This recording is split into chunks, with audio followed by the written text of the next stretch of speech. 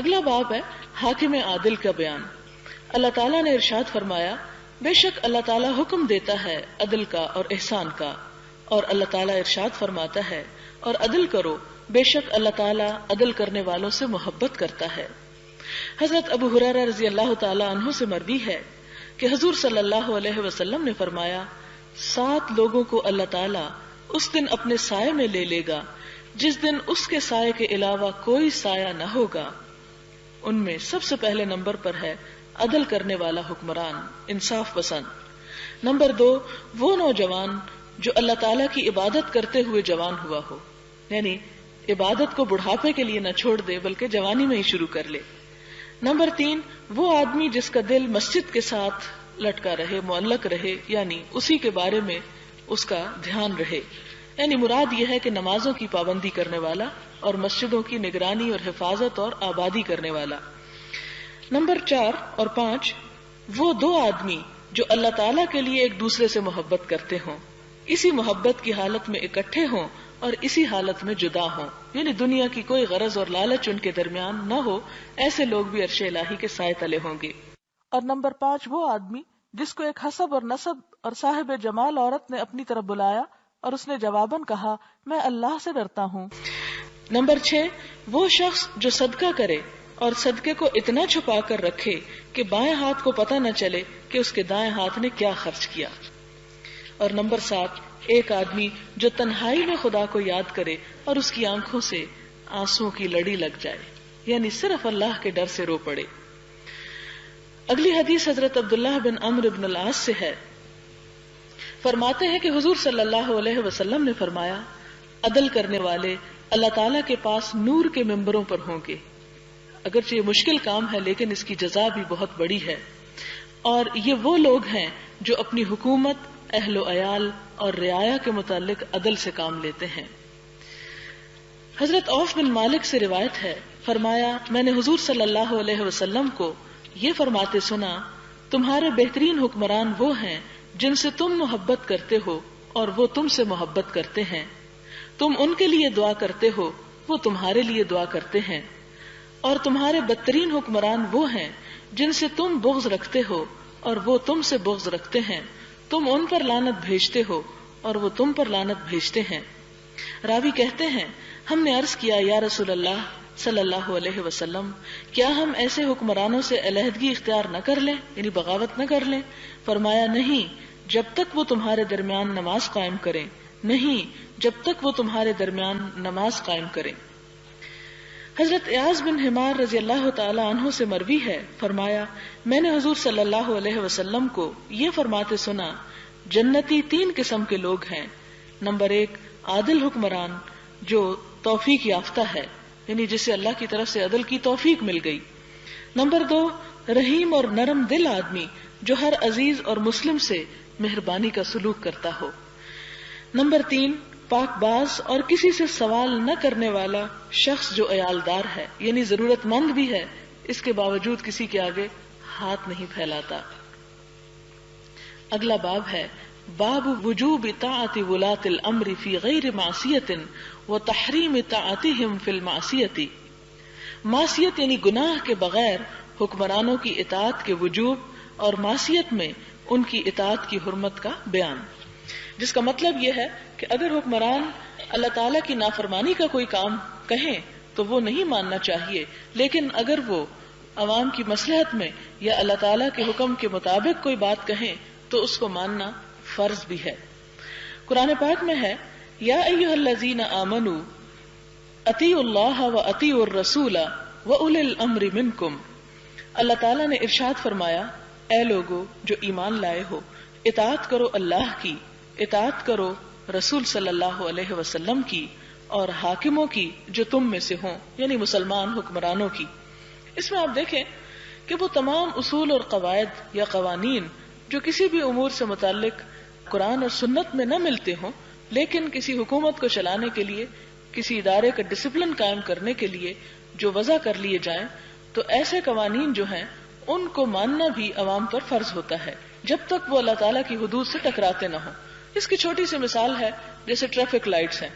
اب قرآن پاک میں یہ تو کہیں نہیں لکھا ہوا کہ ٹریفک لائٹس کی پابندی کرو یا جیسے وہ کہتے ہیں ویسے کرو، لیکن یہ لکھا ہوا ہے کہ جو تمہارے معاملات کے ذمہ دار ہوں ان کی بات مانو، کہ انہوں نے تمہاری ہی جان کی حفاظت کے لیے تمہارے لیے ایک ایسا نظام قائم کیا۔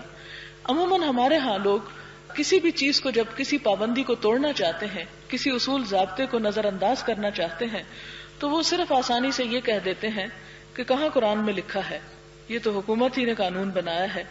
حالانکہ اگر کوئی ایسا قانون ہو کہ جو کسی ایسی چیز سے نہ ٹکراتا ہو کہ جس میں اللہ اور رسول کی نافرمانی ہو، تو اس حکم کو ماننا بھی اسی طرح لازم ہے جس طرح اللہ اور رسول کے حکم کو ماننا صلی اللہ علیہ وسلم، کیونکہ اگر وہ اطاعت نہ ہوگی، کوئی ڈسپلن قائم نہ ہوگا، تو اس سے افراتفری کا عالم ہوگا اور ہر شخص اپنے منہ مہار پہ جدھر جا رہا ہے چلا جائے گا اور اس سے دوسروں کو نقصان پہنچے گا۔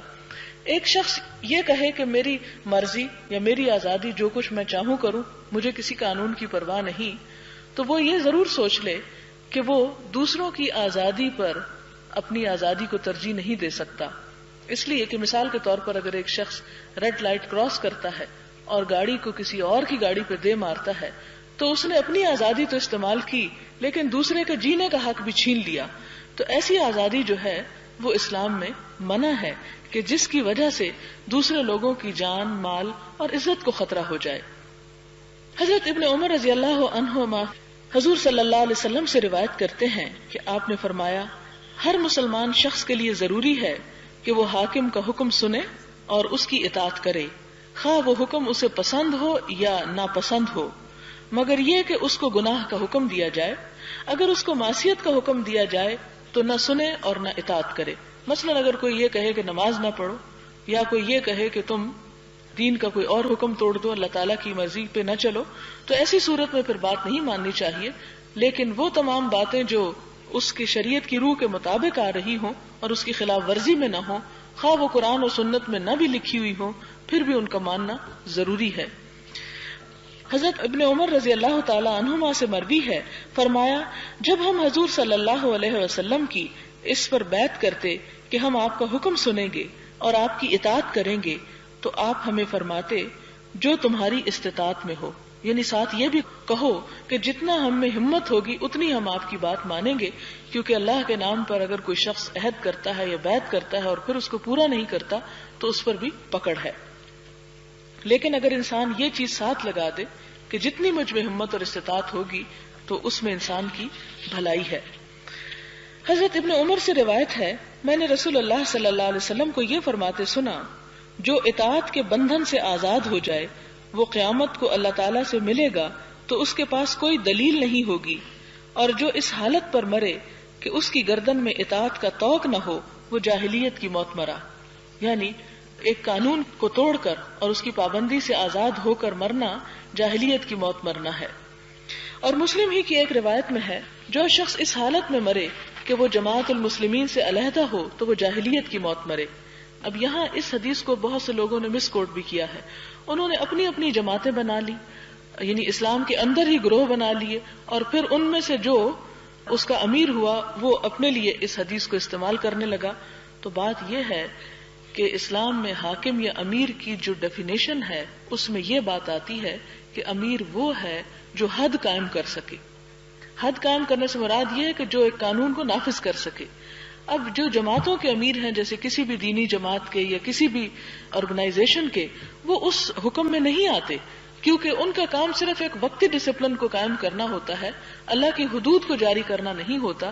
لہذا اگر ان کی کوئی ایسی نافرمانی ہو جائے تو اس کی سزا وہ نہیں جو ایک حاکم وقت کی بغاوت کی سزا ہے، یعنی باغی کی سزا آپ سب کو معلوم ہے کہ اسے قتل کیا جا سکتا ہے۔ آپ صلی اللہ علیہ وسلم نے یہ بھی فرمایا کہ سنو اور اطاعت کرو، اگرچہ تم پر کوئی حبشی غلام حاکم بنا دیا جائے جس کا سر خشک انگور جتنا ہو، یعنی وہ دیکھنے میں اس کی کوئی شکل یا ہیبت نہ ہو، لیکن اگر اس کی بیعت کر لی گئی ہے، اسے چن لیا گیا ہے، تو پھر اس کی بات تمہیں ماننا لازم ہوگی۔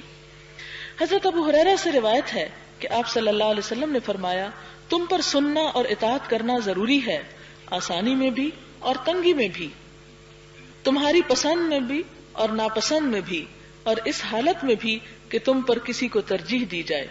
یعنی اگر ایک وقت کا حاکم جو ہے ایک شخص کو دوسرے پر ترجیح دیتا ہے اور جسے ترجیح نہیں دی جا رہی، جسے امپورٹنس نہیں مل رہی، تو وہ یہ سوچ کے کہ مجھے تو اگنور کیا جا رہا ہے لہٰذا وہ سازشیں شروع کر دے، تو اس بات کی اجازت نہیں دی گئی۔ فرمایا خواہ تمہیں حکم پسند ہے یا نہیں، اور خواہ تمہارے اوپر کسی اور کو زیادہ پریفر کیا جا رہا ہے، پھر بھی تم پر لازم ہے کہ تم امام وقت کی بات کو سنو اور مانو۔ حضرت عبداللہ بن عمر سے روایت ہے، فرمایا ہم حضور صلی اللہ علیہ وسلم کی معیت میں سفر پر تھے کہ ہم نے ایک مقام پر پڑاؤ کیا، ہم میں سے کوئی اپنا خیمہ درست کرنے لگ گیا، کچھ تیر اندازی کا مقابلہ کرنے لگے، اور کچھ لوگ جانوروں کے پاس تھے کہ حضور صلی اللہ علیہ وسلم کے منادی نے ندا دی، نماز کی جماعت کھڑی ہونے والی ہے۔ ہم رسول اللہ صلی اللہ علیہ وسلم کے پاس جمع ہو گئے۔ آپ نے فرمایا مجھ سے پہلے ہر نبی کا یہ فرض تھا کہ وہ اپنی امت کو ان کی بہتری کی ہر وہ چیز بتائے جو وہ جانتا ہے، اور انہیں ہر اس چیز سے ڈرائے جو اس کے علم میں ہے کہ ان کے لیے بری ہے، اور تمہاری اس امت کی عافیت اس کے ابتدائی حصے میں رکھ دی گئی ہے، اور اس کے آخر میں آفتیں اور ایسے امور نازل ہوں گے جن کو تم ناپسند کرتے ہو، فتنے آئیں گے، اور ایک فتنہ دوسرے فتنے کے مقابلے میں معمولی نظر آئے گا۔ یعنی امت کا پہلا حصہ جو ہے وہی محفوظ ہے، لیکن بعد میں فتنوں پہ فتنے ہوں گے۔ ایک فتنہ آئے گا تو مومن کہے گا یہ فتنہ مجھے ہلاک کر دینے والا ہے، پھر وہ فتنہ گزر جائے گا، اور ایک اور فتنہ آئے گا تو مومن کہے گا یہی ہے جو مجھے ہلاک کر دے گا۔ پس تم میں سے جو چاہتا ہے کہ اسے آگ سے بچا لیا جائے اور اس کو جنت میں داخل کر دیا جائے، تو اسے اس حالت پر موت آنی چاہیے کہ وہ اللہ تعالیٰ اور آخرت کے دن پر ایمان رکھتا ہو، لوگوں کو وہی چیز دے جو وہ خود چاہتا ہے کہ اسے ملے، اور جو کسی حکمران کی بیعت کرے اپنا ہاتھ بھی اس کے ہاتھ میں دے اور دل کا خلوص بھی اس کو پیش کرے، تو اس کو چاہیے کہ حسب اطاعت اس کی فرما برداری کرے، اور اگر کوئی دوسرا اس سے امارت چھیننا چاہے تو اس کی گردن اڑا دو۔ یعنی فتنے اور فساد کو بند کرنے کے لیے ایسے باغیوں کو پھر قتل کیا جا سکتا ہے۔ یعنی یہاں پر بھی اصل میں تو جو روح ہے اس حدیث کی وہ یہ کہ مسلمانوں کو اتحاد کی تعلیم دی گئی، اکٹھا ہونے کا سبق دیا گیا۔ پھر اسی طرح ایک اور حدیث ہے، حضرت ابو حنیدہ وائل بن حجر رضی اللہ تعالی عنہ سے مروی ہے، فرمایا سلمہ بن یزید الجوفی نے حضور صلی اللہ علیہ وسلم سے عرض کیا، یا رسول اللہ صلی اللہ علیہ وسلم، اگر ایسے لوگ ہمارے امیر بن جائیں جو ہم سے اپنا حق طلب کریں اور ہمارا حق ہمیں نہ دیں، تو اس صورت میں ہمارے لیے کیا حکم ہے؟ حضور صلی اللہ علیہ وسلم نے اس سے رخ انور پھیر لیا، یعنی منہ موڑ لیا۔ انہوں نے پھر عرض کیا تو آپ نے فرمایا سنو اور اطاعت کرو، کیونکہ ان کی ذمہ داری ان پر ہے اور تمہاری ذمہ داری تم پر۔ یعنی حکمران کی ذمہ داری کیا ہے کہ وہ رعایا کا خیال رکھے، وہ اس کے بارے میں پوچھا جائے گا، اور تمہارے اوپر ذمہ داری یہ ہے کہ تم اپنے حکمران کی بات مانو، تم سے تمہاری اس ذمہ داری کے بارے میں پوچھا جائے گا، اور اس بحث میں مت پڑو کہ وہ تمہارے لیے کیا کر رہے ہیں اور تم ان کے لیے کیا کر رہے ہو۔ حضرت عبداللہ بن مسعود رضی اللہ تعالی عنہ سے مروی ہے، فرماتے ہیں کہ حضور صلی اللہ علیہ وسلم نے فرمایا میرے بعد ایسی ترجیحات اور ایسے امور پیش آئیں گے جن کو تم ناپسند کرو گے۔ صحابہ کرام نے عرض کیا جو ہم میں سے ایسی صورت دیکھے، صحابہ نے عرض کیا جو ہم میں سے ایسی صورت دیکھے، یعنی ایسے حالات ہو جائیں، اس کے لیے کیا حکم ہے؟ فرمایا جو حقوق تم پر ہیں وہ تم ادا کرو، اور اپنے حقوق کے لیے اللہ کے حضور التجا کرو۔ یعنی فساد اور لڑائی جھگڑے کی بجائے اللہ تعالیٰ سے رجوع کرو اپنے حق مانگنے کے لیے، لیکن جو تمہاری ذمہ داری ہے وہ ادا کرتے چلے جاؤ، کیونکہ ہر شخص جب اپنی ذمہ داری چھوڑ دے گا تو اس کے نتیجے میں سب ڈوبیں گے۔ اس لیے ہر شخص یہ دیکھے کہ اس کا کیا فرض بنتا ہے، وہ کیا کرنے کے قابل ہے، وہ کیا کر سکتا ہے، اور اپنے حصے کا ایک چراغ جلا دے تو معاشرے کے اندر سے خود بخود اندھیرا ختم ہو جائے گا۔ پھر اس کے بعد ایک اور حدیث ہے، حضرت ابو ہریرہ رضی اللہ تعالی عنہ سے مروی ہے، فرماتے ہیں کہ حضور صلی اللہ علیہ وسلم نے فرمایا جس نے میری اطاعت کی اس نے اللہ کی اطاعت کی، اور جس نے میری نافرمانی کی اس نے اللہ کی نافرمانی کی، اور جس نے امیر کی اطاعت کی اس نے میری اطاعت کی، اور جس نے امیر کی نافرمانی کی اس نے میری نافرمانی کی۔ تو گویا ایک حاکم عادل اور حاکم وقت ایسا جو انصاف پسند ہو، اس کا حکم ماننا گویا رسول اللہ صلی اللہ علیہ وسلم کا حکم ماننا ہے۔ پھر اس کے بعد ایک اور حدیث ہے، حضرت ابن عباس سے روایت ہے کہ رسول اللہ صلی اللہ علیہ وسلم نے فرمایا، جو شخص اپنے امیر کی کسی چیز کو ناپسند کرتا ہو اسے چاہیے کہ صبر کرے، کیونکہ جو شخص امیر کی اطاعت سے بالشت بھر بھی نکل گیا وہ جاہلیت کی موت مرا۔ حضرت ابو بکر رضی اللہ تعالی عنہ سے مروی ہے، فرمایا میں نے حضور صلی اللہ علیہ وسلم کو یہ فرماتے سنا ہے، جو حکمران کی توہین کرتا ہے اللہ تعالیٰ اس کو ذلیل کر دیتا ہے۔ اسے ترمذی نے روایت کیا ہے۔ اگلا باب ہے کہ باب النہی عن سؤال الامارۃ و اختیار ترک الولایات اذا لم يتعین علیہ او تدعو حاجۃ الیہ، امارت طلب کرنے کی ممانعت اور امارت کے تقاضوں پر پورا نہ اتر سکنے یا ضرورت کی صورت میں امارت ترک کر دینے کا بیان۔ اللہ تعالیٰ نے ارشاد فرمایا، یہ آخرت کا گھر ہم مخصوص کر دیں گے اس کی نعمتوں کو ان لوگوں کے لیے جو خواہش نہیں رکھتے زمین پر بڑا بننے کی اور نہ فساد برپا کرنے کی، اور اچھا انجام پرہیزگاروں ہی کے لیے ہے۔ یہ آیت ہے، تلک الدار الآخرۃ نجعلها للذین لا یریدون علوا فی الارض ولا فسادا والعاقبۃ للمتقین۔ حضرت ابو سعید عبد الرحمن بن سمرہ رضی اللہ تعالی عنہ سے مروی ہے، فرماتے ہیں کہ حضور صلی اللہ علیہ وسلم نے فرمایا، اے عبد الرحمن بن سمرہ، امارت کا سوال کبھی نہ کرنا، کیونکہ اگر بغیر طلب کیے تجھے امارت دی گئی تو اس پر تیری مدد کی جائے گی، اور اگر تیرے طلب کرنے پر تجھے امارت دی گئی، یعنی تم نے خود عہدہ مانگا، تو تجھے امارت کے سپرد کر دیا جائے گا اور تو خداوند کی مدد سے محروم ہو جائے گا۔ اور جب تو کسی بات پر قسم کھائے اور پھر تجھے معلوم ہو کہ دوسرا پہلو اس سے بہتر ہے تو بہتر پہلو پر عمل کر اور اپنی قسم کا کفارہ ادا کر دے۔ یعنی اگر کسی نے ایسی بات پر قسم کھا لی ہے، مثلا کوئی کہے کہ میں آج روزہ نہیں رکھوں گا، تو اس کو ایسی قسم نہیں پوری کرنی چاہیے، بلکہ جو چیز بہتر ہو اسے اختیار کر لے، قسم توڑ دے اور قسم کا کفارہ دے دے۔ حضرت ابو ذر سے روایت ہے کہ رسول اللہ صلی اللہ علیہ وسلم نے فرمایا، اے ابو ذر، میں تجھے کمزور دیکھتا ہوں اور میں تیرے لیے بھی وہی پسند کرتا ہوں جو اپنے لیے پسند کرتا ہوں، کبھی از خود 2 آدمیوں کا بھی امیر نہ بننا اور نہ کبھی یتیم کے مال کا والی بننا، یعنی کوئی ذمہ داری اپنے اوپر نہ لینا، کیونکہ میں دیکھتا ہوں کہ تم اس ذمہ داری کو پورا نہیں کر سکتے۔ حضرت ابو ذر رضی اللہ تعالی عنہ سے مروی ہے، فرمایا میں نے عرض کیا، یا رسول اللہ صلی اللہ علیہ وسلم، کیا آپ مجھے عامل نہیں بنا دیتے، یعنی گورنر نہیں بنا دیتے؟ حضور صلی اللہ علیہ وسلم نے اپنا دست اقدس میرے کندھے پر مارا اور فرمایا، اے ابو ذر، تم کمزور ہو، اور وہ امارت یعنی یہ گورنری ایک امانت ہے، اور وہ قیامت کے دن رسوائی اور ندامت کا باعث ہوگی، یعنی اگر تم اس حق نہ ادا کر سکے، مگر اس شخص کے لیے نہیں جو اس کو حق کے ساتھ حاصل کرے اور اس کے تمام حقوق ادا کرے، وہ تو رب عرش کریم کے سائے تلے ہوگا۔ اسی طرح ایک اور حدیث ہے، حضرت ابو ہریرہ سے روایت ہے کہ حضور صلی اللہ علیہ وسلم نے فرمایا، بے شک تم امارت کی حرص کرو گے اور امارت قیامت کے دن ندامت کا باعث ہوگی، یعنی اس کو طلب کرو گے اور پھر اس کے تقاضے نہ پورے کر سکے تو پھر پوچھ بھی سخت ہوگی۔ اسی طرح اگلا باب ہے، باب حث السلطان والقاضی وغیرہما من ولاة الامور علی اتخاذ وزیر صالح وتحذیرہم من قرناء السوء والقول منہم، حکمران، قاضی اور دیگر عہدیداروں کو نیک وزیر مقرر کرنے پر ابھارنے اور انہیں برے رفقا اور ان کی باتیں تسلیم کرنے سے ڈرانے کا بیان۔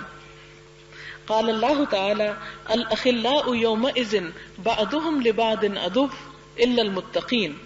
اللہ تعالیٰ نے ارشاد فرمایا، گہرے دوست اس روز ایک دوسرے کے دشمن ہوں گے بجز ان کے جو متقی اور پرہیزگار ہیں، کہ دنیا میں ایک دوسرے کی حمایت اور ناجائز حمایت جو ہے وہ قیامت کے دن اللہ تعالیٰ کے ہاں دشمنی میں بدل جائے گی، کیونکہ انسان ایک دوسرے کو بلیم کرے گا کہ تم نے مجھے گمراہ کیا، تیرے مشوروں نے مجھے ڈبویا، تو یہ انسان کو دنیا میں ہی اس دن سے پہلے اس چیز کا سوچ لینا چاہیے۔ حضرت ابو سعید اور حضرت ابو ہریرہ رضی اللہ تعالی عنہما سے مروی ہے کہ حضور صلی اللہ علیہ وسلم نے فرمایا، اللہ تعالیٰ نے جس نبی کو بھی مبعوث فرمایا، جس شخص کو بھی خلیفہ مقرر فرمایا، اس کے ساتھ اس کے 2 ہمراز ہوتے ہیں، ایک ہمراز اس کو نیکی کا حکم دیتا ہے اور اس پر ابھارتا ہے، اور دوسرا اس کو بدی کا حکم دیتا ہے اور اسے بدی پر ابھارتا ہے، اور گناہ سے پاک وہی ہے جس کو اللہ تعالیٰ بچا لے۔ یہاں پر بتایا گیا ہے کہ جب ایک انسان کسی ذمہ داری یا منصب پر پہنچتا ہے تو دونوں طرح کے لوگ اس کے ساتھ ہوتے ہیں. کچھ لوگ اس کو نیک مشورے دینے والے ہوتے ہیں, کچھ لوگ اس کو برے طرف لے جانے والے ہوتے ہیں. تو ایسے وقت میں حاکم کا یہ فرض ہے کہ جو نیک مشورے دینے والے لوگ ہیں ان کی بات سنیں اور دوسروں کی بات نہ سنیں, کیونکہ ایسی صورت میں انسان یعنی بعض اوقات حاکم خود برے نہیں ہوتے لیکن ان کے مصاحب اور وزیر اور ان کے مشیر جو ہیں وہ خراب لوگ ہوتے ہیں جو پھر ان کو ڈبونے کا سبب بن جاتے ہیں. تو اس چیز سے یہاں منع کیا جا رہا ہے. حضرت عائشہ فرماتی ہیں کہ رسول اللہ صلی اللہ علیہ وسلم نے فرمایا, جب اللہ تعالیٰ کسی امیر کے ساتھ بہتری کا ارادہ فرماتا ہے تو اس کے ساتھ ایک مخلص وزیر مقرر کر دیتا ہے کہ اگر وہ بھول جائے تو وہ اس کو یاد دلاتا ہے, اور اگر اس کو یاد ہو تو اس کی مدد کرتا ہے, یعنی اسے انکریج کرتا ہے. اور جب اللہ تعالیٰ کسی امیر کے متعلق اس سے مختلف ارادہ فرماتا ہے, یعنی برا ارادہ کرتا ہے, تو ایک برا وزیر اس کے ساتھ لگا دیتا ہے. اگر امیر بھول جائے تو وہ یاد نہیں دلاتا, اور اگر اسے یاد ہو تو وہ اس کی مدد نہیں کرتا, یعنی وہ اسے ڈبونے کا سبب بنتا ہے. باب النہی عن تولیۃ الامارۃ والقضاء وغیرہما من الولایات لمن سألها او حرص علیہا فعرض بها. سوال کرنے اور حرص رکھنے والے کو امارت, قضاء اور دیگر عہدے دینے کی ممانعت, یعنی ایسے لوگوں کو عہدے نہیں دینے چاہیے جو اس کے حریص ہوں یا اس کو مانگے یا اس کو لینے کے لیے دوسروں سے سفارش کروائیں. حضرت ابو موسیٰ اشعری رضی اللہ تعالی عنہ سے روایت ہے, فرمایا میں اور میرے چچا زاد بھائیوں میں سے 2 آدمی حضور صلی اللہ علیہ وسلم کی خدمت میں حاضر ہوئے. ان میں سے ایک نے عرض کیا, یا رسول اللہ صلی اللہ علیہ وسلم, جن علاقوں کا اللہ تعالیٰ نے آپ کو والی بنایا ہے ان میں سے کسی علاقے کا ہمیں امیر بنا دو. دوسرے نے بھی یہی عرض کیا. حضور صلی اللہ علیہ وسلم نے فرمایا, ہم اس کام کا کسی ایسے شخص کو والی نہیں بناتے جو اس کی درخواست یا خواہش کرے, یعنی جو اپنے آپ کو اس کام کے لیے پیش کرے, کیونکہ وہ سب سے پہلی اس کی ڈسکوالیفیکیشن ہے کہ وہ کوالیفائی نہیں کرتا جو اپنے آپ کو خود پیش کرے. ہاں اگر اس کے اوپر ذمہ داری آ پڑے تو پھر اگر وہ کمزور بھی ہے تو اللہ تعالیٰ اس کی مدد کرے گا اگر اس کی نیت درست ہے. دعا کر لیتے ہیں. سبحان اللہ والحمد للہ ولا الہ الا اللہ واللہ اکبر ولا حول ولا قوة الا باللہ العلی العظیم. اللهم صل على محمد وعلى آل محمد كما صليت على إبراهيم وعلى آل إبراهيم إنك حميد مجيد. اللهم بارك على محمد وعلى آل محمد كما باركت على إبراهيم وعلى آل إبراهيم إنك حميد مجيد. ربنا ظلمنا أنفسنا وإن لم تغفر لنا وترحمنا لنكونن من الخاسرين. ربنا لا تزغ قلوبنا بعد إذ هديتنا وهب لنا من لدنك رحمة إنك أنت الوهاب. ربنا هب لنا من أزواجنا وذرياتنا قرة أعين واجعلنا للمتقين إماما. ربنا لا تؤاخذنا إن نسينا أو أخطأنا. ربنا ولا تحمل علينا إصرا كما حملته على الذين من قبلنا. ربنا ولا تحملنا ما لا طاقة لنا به واعف عنا واغفر لنا وارحمنا أنت مولانا فانصرنا على القوم الكافرين. ربنا إننا آمنا فاغفر لنا ذنوبنا وكفر عنا سيئاتنا وتوفنا مع الأبرار. يا حي يا قيوم برحمتك نستغيث. لا إله إلا الله أنت الحليم الكريم. سبحان الله رب العرش العظيم والحمد لله رب العالمين. رب نسألك موجبات رحمتك وعزائم مغفرتك والغنيمة من كل بر والسلامة من كل اسم. لا تدع لنا ذنبا إلا غفرته ولا هما إلا فرجته ولا هما إلا فرجته ولا هما إلا فرجته ولا حاجة هي لك رضا إلا قضيتها يا أرحم الراحمين يا أرحم الراحمين. رب اغفر وارحم وأنت أرحم الراحمين. لا حول ولا قوة إلا بالله العلي العظيم. لا إله إلا الله وحده لا شريك له، له الملك وله الحمد وهو على كل شيء قدير. رب نسألك موجبات رحمتك وأزائم مغفرتك. لا إله إلا الله وحده لا شريك له، له الملك وله الحمد يحيي ويميت، حي لا يموت أبدا أبدا، ذو الجلال والإكرام، بيدك الخير، إنك على كل شيء قدير. لا حول ولا قوة إلا بالله العلي العظيم. اللهم إنا نسألك من الخير كله، اللهم إنا نسألك من الخير كله عاجله وآجله ما علمنا منه وما لم نعلم. اللهم إنا نعوذ بك من شر كله عاجله وآجله ما علمنا منه وما لم نعلم. لا إله إلا الله، لا إله إلا الله وحده لا شريك له. يا حي يا قيوم برحمتك نستغيث، يا حي يا قيوم برحمتك نستغيث. اللهم إنا نسألك العافية في الدنيا والآخرة، اللهم إنا نسألك العفو والعافية في ديننا ودنيانا وأهلنا ومالنا. اللهم استر عوراتنا، اللهم استر عوراتنا وآمن روعاتنا وآمن روعاتنا. اللهم احفظنا من بين أيدينا ومن خلفنا وعن أيماننا وعن شمائلنا، ونعوذ بعظمتك أن نغتال من تحتنا.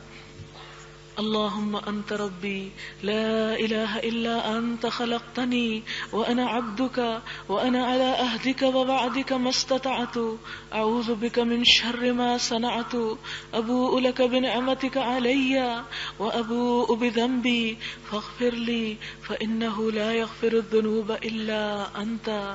اللهم أنت ربي لا إله إلا أنت، خلقتني وأنا عبدك وأنا على عهدك ووعدك ما استطعت، أعوذ بك من شر ما صنعت، أبوء لك بنعمتك علي وأبوء بذنبي فاغفر لي فإنه لا يغفر الذنوب إلا أنت. لا إله إلا الله أنت الحليم الكريم. يا حي يا قيوم برحمتك نستغيث. اللهم إنا نسألك الهدى والتقى والعفاف والغنى. اللهم ارزقنا حبك وحب من يحبك وحب أمل يقربنا إلى حبك. اللهم اكفنا بحلالك عن حرامك وأغننا بفضلك عن من سواك. لا حول ولا قوة إلا بالله العلي العظيم. اللهم أنت السلام ومنك السلام، تباركت يا ذا الجلال والإكرام. ربنا أعنا على ذكرك وشكرك وحسن عبادتك. أعوذ بكلمات الله التامات من شر ما خلق، أعوذ بكلمات الله التامات من شر ما خلق، أعوذ بكلمات الله التامات من شر ما خلق. بسم الله الذي لا يضر مع اسمه شيء في الأرض ولا في السماء وهو السميع العليم. بسم الله الذي لا يضر مع اسمه شيء في الأرض ولا في السماء وهو السميع العليم. بسم الله الذي لا يضر مع اسمه شيء في الأرض ولا في السماء وهو السميع العليم.